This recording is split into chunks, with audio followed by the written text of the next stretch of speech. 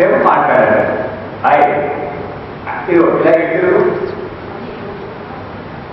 సిద్ధార్థ వర్గం నుంచి ఇప్పుడు హర్షిత మనకి గంధం అనే ఉపచారం గురించి 1 నిమిషం పాటు తెలుగులో మాట్లాడుతుంది.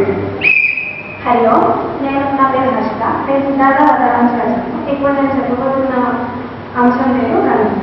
గంధం అసలు మనం ఎందుకు రాసుకుంటామంటే, అసలు పురాతన సంస్కృతి చూసుకుంటే మనకి ఏమైనా జలుబు చేసినా, ఏదైనా జ్వరం వచ్చినా, అలా ఏదైనా క్రిమికీటల వల్ల ఏదైనా వస్తే గంధం రాస్తే పోతుందని శాస్త్రం. అలాగే దేవునికి, దేవతలకి, మన ఇష్టారాధమైన దేవతకి మనం గంధం రాసేటప్పుడు వాళ్ళ శరీరం అంతా చల్లగా ఉండాలి.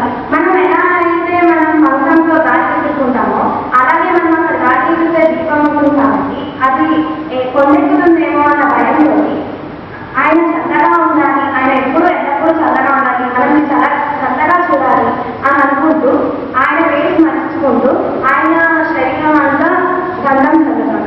గంధాన్ని ప్రోత్సహించినప్పుడు మన శరీరం కూడా చాలా చల్లగా ఉంటుంది. ఎందుకంటే